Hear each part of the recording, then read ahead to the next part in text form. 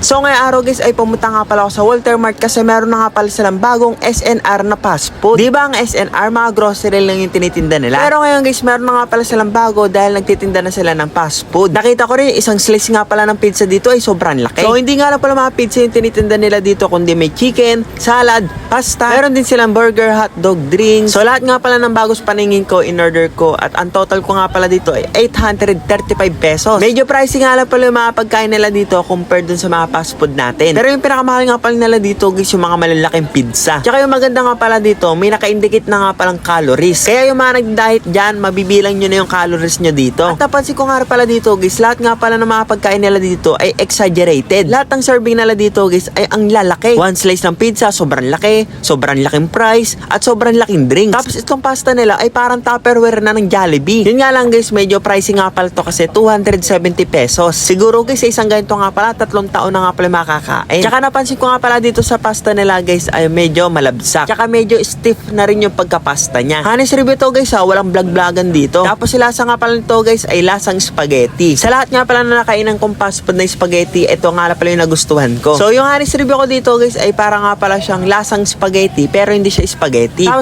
Tapos sa taas nga pala nito guys ay meron nga pala siyang mozzarella at cheese. Eh di ba guys yung mga ganyan mga pangmamahaling restaurant lang. Hindi ko rin sure guys kung ganito rin yung tamang pagkain nito. Tapos may kasama na nga pala ito mga sauces. Parang nga pala siyang sweet sauce, spicy sauce, tapos mayo sauce. Oo na nga pala guys, pinagko-compare ko nga pala ito kung ano-ano yung mga laman. Yung pagkakasunod nga pala nito guys ay mayo, hot sauce, at sweet sauce. Natry ko nga pala lahat guys at medyo masarap naman yung mga sauce nila, medyo maanghang lang. So hindi ko nga pala alam guys kung saan nga pala ito nilalagay kaya nilagay ko nga pala ito lahat sa pizza. Pa-correct na lang ako guys kasi minsan na lang ako lumabas ng bahay. So yung isang slice nga pala ng pizza nila dito guys ay 100 plus na nga pala. Eh yung binibili ko nga lang palang pizza guys yung tigsa 70 isang buo na yon. So hindi ko nga pala alam kung paano ko nga pala ito appreciate kasi hindi ko naman alam kung masarap pa siya o hindi. So tinikman ko nga pala ito at hindi ko nga pala siya natiripan kasi pangit ng sauce. Pero yung hipon nga pala niya guys ay masarap at creepy. Pero yung nagustuhan ko nga pala dito guys ay ito nga pala ang french fries nila. Grabe guys kasi haba ng daliri at kasing kapal. Kapag nga pala naubos mo to guys ay busog ka na. Sulit nga pala to sa pera mo kasi marami, makapal, masarap din. So kahit hindi nga pala kompleto yung order ko, kumakain na ako at nabubusog na. Patapos na ako kumain pero yung chicken wings wala pa. Kaya ito nga palang dessert kong burger ay kakainin ko na rin. Kasi guys busog na ako at hindi ko na nga pala maantay yung chicken wings. Tapos ito nga palang cheeseburger nila guys kakaiba kasi ang ganda ng tinapay. Tapos para nga pala siyang homemade na ginawa sa bahay. 100 plus din yata to guys pero may kasama ng drinks. Masarap naman siya guys pero para sa akin yum burger pa rin. Napansin ko nga rin pala dito guys yung pinaka burger nga rin pala niya ay parang karne. Tapos yung sauce nga pala nila dito guys ay generous kasi ang dami nilang nilagay. Medyo nabitin nga pala ng kain dito guys kasi nabusog na lang ako nang hindi nagkakanin. Kaya yun natapos na lang ako kumain nang hindi natitikman yung chicken wings. Pero okay lang guys kasi rush hour din naman ng mga oras na to. Pinatake out ko na nga pala to guys at kakainin ko na lang to mamaya pagka-uwi. So after 3 hours nga pala pagka-uwi ko malamig na nga pala yung chicken wings kaya iinitin ko nga pala to sa air fryer. So syempre guys honest review ko pa rin siya kahit hindi na siya mainit. Tingin ko talaga dito guys masarap siya kapag bagong luto. Nagustuhan ko nga pala yung pagka-garlic parmesan niya guys kasi hindi nga pala siya maalat. Parang mild nga na pala yung pagka-flavor niya.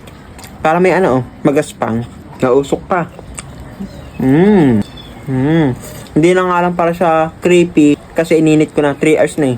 Nabusog na lang ako sa french fries. Ang dami parang french fries na.